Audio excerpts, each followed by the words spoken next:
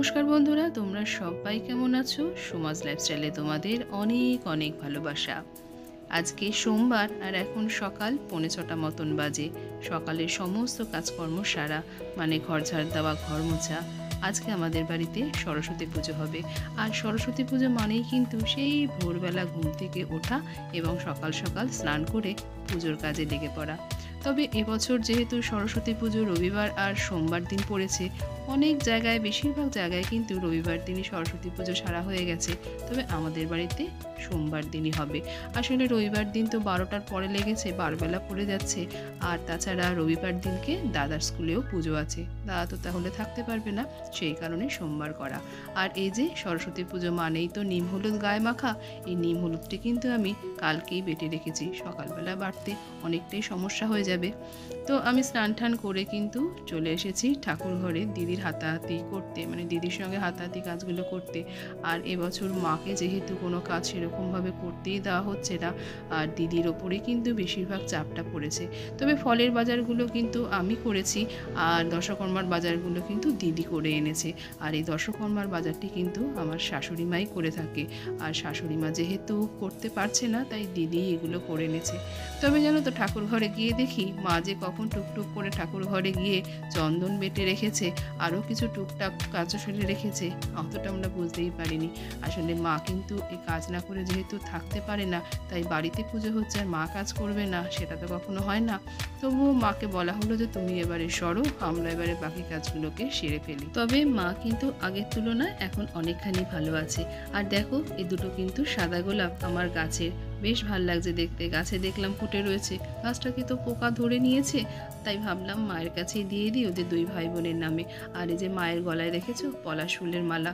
প্রত্যেকবার কিন্তু আমরা পলাশ ফুল পেরে, মানে আমার বাড়ির সামনে যে পলাশ গাছটা তোমাদের দেখাই, সেখান থেকে কিন্তু পেরে মায়ের জন্য একটা মালা আমরা তৈরি করি, আর বাহনের জন্য তৈরি করি। তবে এবছর কিন্তু পলাশ ফুল পাড়তে আমাদের খুবই কষ্ট হয়েছে। আমি ওপর থেকে একটা লম্বা বড় আকশি নিয়ে গাছটাকে ঝাঁকা দিয়েছি, আর দিদি নিচে দাঁড়িয়েছিল, সেখান থেকে দিদি কুড়িয়ে নিয়েছে। প্রত্যেকবার কিন্তু আমরা গাছ থেকে নিজে হাতে আমরা পারি, ডালের থেকে ফুলগুলোকে পারি। আমার বারান্দার সামনে যে ডাল দুটো ছিল, এই বছর তো সেটা কোঅপারেটিভ থেকে কেটে দিয়েছে, যার জন্য আর নিজে হাতে সেই ফুলগুলোকে আর পাড়া হয়নি।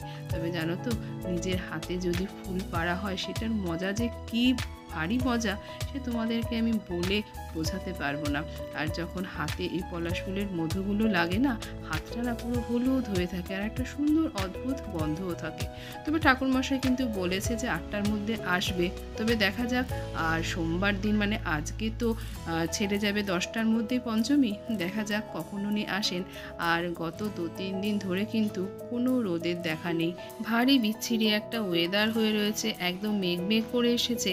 আর পুজোর সময় না আকাশ যদি এরকম মেঘ থাকে, সে যেই পুজোই হোক না কেন, একদমই কিন্তু ভালো লাগে না। পুজোর সময় আকাশ থাকবে একদম পরিষ্কার, ঝাঁ চকচকে রোদ, আর সেরকম একটা গরম থাকবে না। এরকম কিন্তু ওয়েদারে পুজোর ভাবটা ভারী ভালো লাগে। দাঁড়াও, মনে হচ্ছে ওটা একটা দূরে না টিয়া পাখি, ওই দেখো ঠিকই ধরেছি।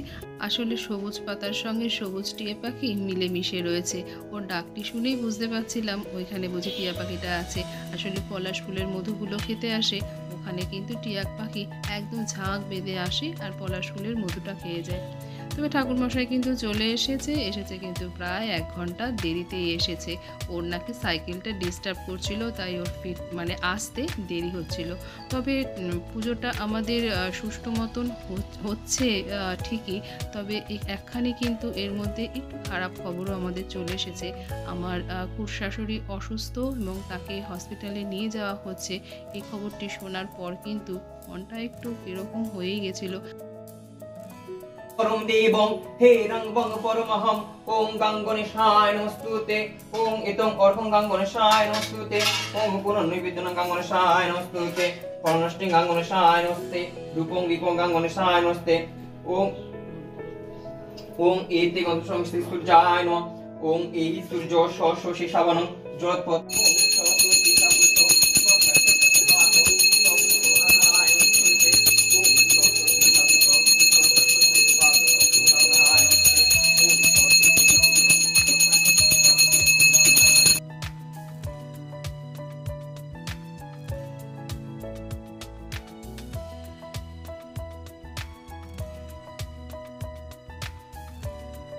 আসলে গত 2 বছর পর এবছর আমাদের বাড়িতে আবার পুজো শুরু হলো। এই সরস্বতী পুজো দিয়েই আমাদের পুজো শুরু হলো। আমাদের ডিসেম্বর মাসে কালশোৎসবটা উঠে গেছে। এর আগের বছরও একটা কালশোৎসব ছিল, সেখানেও আমরা সেই কারণে আমরা 2 বছর ধরে পুজো করতে পারিনি। আর কাকিমাকে হসপিটালে ভর্তি করার খবরটা শুনে না মনটা অনেকখানি খারাপ হয়ে গেছিল। ভগবান যেন করে আমাদের আর কোনো যেন বাধা বিপত্তি না আসে, আমাদের যেন বিপদ কিছুতেই ছাড়তে চাইছে না। আর মায়ের কাছে এই একটাই প্রার্থনা করছিলাম যে মা তুমি কিন্তু সকলের মঙ্গল করো, সকলকে কিন্তু বিপদ থেকে তুমি রক্ষা করো। তবুও কি বলো তো, কালের নিয়মে তো আমাদের সবাইকেই চলতে হবে, আমাদের সময় কিন্তু থেমে থাকে না, সেই সঙ্গে কিন্তু আমাদের কার্যকলাপও থেমে থাকে না। পুজো শেষ করে কিন্তু রান্নাবান্না সেরে আমি শ্রীমতীকে নিয়ে বেরিয়ে পড়বো ওর ডান্স ক্লাসে। তারপরে কিন্তু সেখান থেকে যাব ওর কম্পিউটার ক্লাসে। আর কম্পিউটার ক্লাসে কিন্তু আজকে খাওয়া দাওয়াটি থাকে। আর রান্নাবান্না সেরে যে বললাম সরস্বতী পুজো মানেই কিন্তু খিচুড়ি, খিচুড়ি আর হবে গিয়ে বেগুনি আর হবে কুমড়ো দিয়ে বড়া।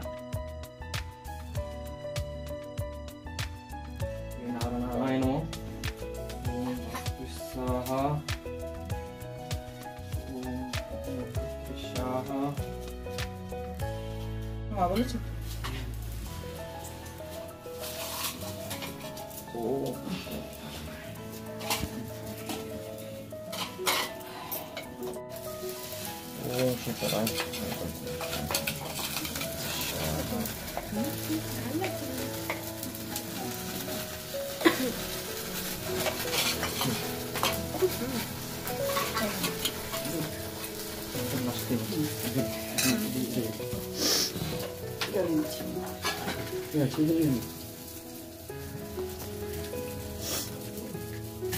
এখন এবার দৌড় লাগাবে একদমই।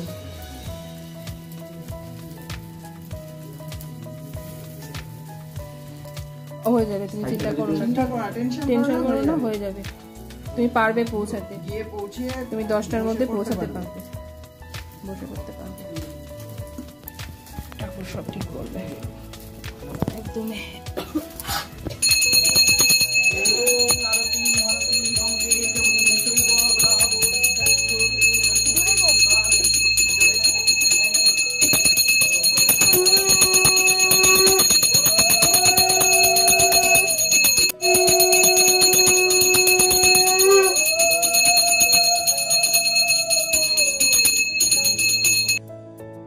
আমার বাড়িতে সরস্বতী পুজো কিন্তু হোমযজ্ঞ করেই করা হয়, এবছরও তার অন্যথা হলো না।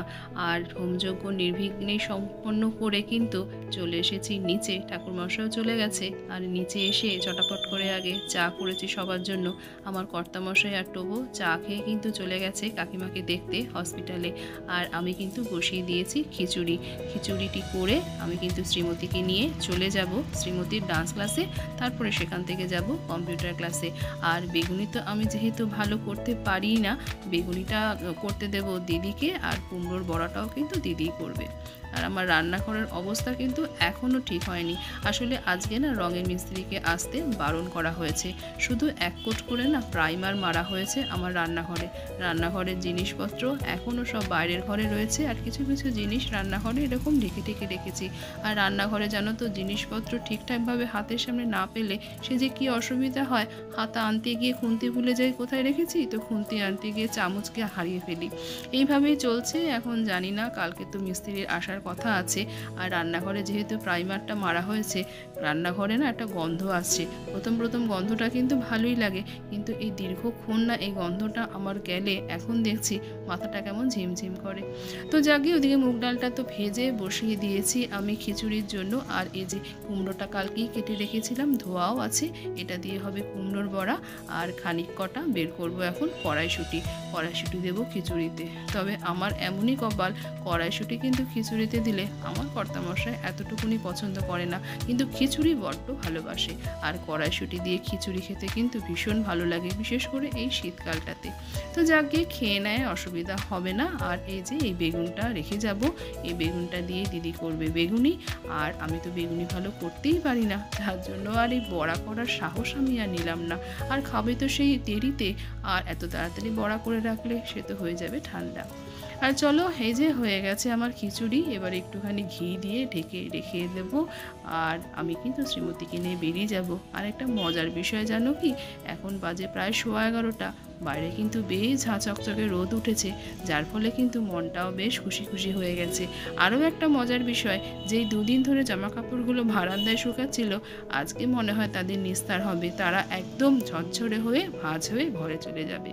শ্রীমতীকে নিয়ে বেরিয়ে পড়েছি নাচের ক্লাসে যাওয়ার উদ্দেশ্যে। আর বাইরে যখন এই ঝাঁ চকচকে রোদটা দেখছি পুজোর দিনে, তখন কিন্তু মনটা বেশ ভালো হয়ে গেছে। আর রোদটা ওঠার পরে কিন্তু ওয়েদারটাও একদম চেঞ্জ হয়ে গেছে, সেই গুমোট ভাবটা কিন্তু আর নেই। আর চলে এসেছি শ্রীমতীর ডান্স ক্লাসে। আর এই যে মায়ের মূর্তি দেখছো না, মায়ের মূর্তিটা কিন্তু ম্যামের স্টুডেন্টরাই তৈরি করে নিজেরা। আর এখানে কিন্তু মূর্তিটি তৈরি হয়েছে, মায়ের রূপটি কিন্তু দেওয়া হয়েছে কড়ি দিয়ে। অসম্ভব সুন্দর লাগছিল, এত সুন্দর লাগছিল। তবে আমরা যেহেতু দেরিতে পৌঁছেছি, সবাই চলে গেছিলো, ম্যাম আমাদের জন্যই অপেক্ষা করছিলেন। আর দেখো মায়ের মুখটা কি অপূর্ব লাগছে না দেখতে। আর মায়ের মাথায় যে উপরে দেখছো চূড়াটা কিন্তু সমস্তটাই কড়ি দিয়ে করা, কত অভিনব আইডিয়া বলো। আরও একটি অভিনবত্ব ব্যাপার হলো, ম্যামের এই পুজোটি কিন্তু করে ম্যামেরই এক স্টুডেন্ট, মানে বলতে পারো তোমরা এক প্রকার মহিলা পুরোহিত। এই যে ম্যাম আমাদের জন্যই বসেছিলেন। তবে এই জিনিসটি কিন্তু আমার ভীষণ ভালো লাগে যে ম্যামের স্টুডেন্ট পুজোটি করে থাকে। আমরা তো বেশিরভাগ জায়গায় দেখে থাকি যে ছেলে পুরোহিত মশাই পুজো করে, তবে এখন তো বেশিরভাগ জায়গাতেই দেখা যায় মেয়েরাও পুজোটা করে থাকেন। ম্যামের এখানে কিন্তু তাই হয়ে থাকে, ম্যামের স্টুডেন্টই পুজো করে থাকে। তো চলো, এই ছিল আমাদের ডান্স ক্লাসের গল্প। এরপরে আমরা বেরিয়ে পড়ব কম্পিউটার ক্লাসের উদ্দেশ্যে। আর সেখানে কিন্তু আজকে মোটামুটি সারা দিনের প্রোগ্রাম। সেখানে দুপুরের খাওয়া দাওয়া, তারপরে আছে বিকালে নানান রকম অনুষ্ঠান পর্ব, আর সকালেও অনেক কিছুই প্রোগ্রাম ছিল, তবে সেখানে আমরা কিছুই অংশগ্রহণ করতে পারিনি।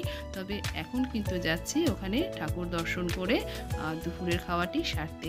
আর তোমাদের কাছ থেকেও আমি বিদায় নিচ্ছি। ভিডিওটি তোমাদের কোথাও যদি এতটুকু হলেও ভালো লেগে থাকে তো ভালোবেসে একটা লাইক করে দিও, কমেন্ট করে জানিও ভিডিওটি তোমাদের কেমন লাগলো। তোমরা সবাই ভালো থেকো, সুস্থ থেকো, সাবধানে থেকো। আবার দেখা হবে তোমাদের সঙ্গে অন্য আরেকটি কোনো নতুন ভিডিওর সঙ্গে। আজকে আসি, তোমরা সবাই ভালো থেকো, সুস্থ থেকো, সাবধানে থেকো।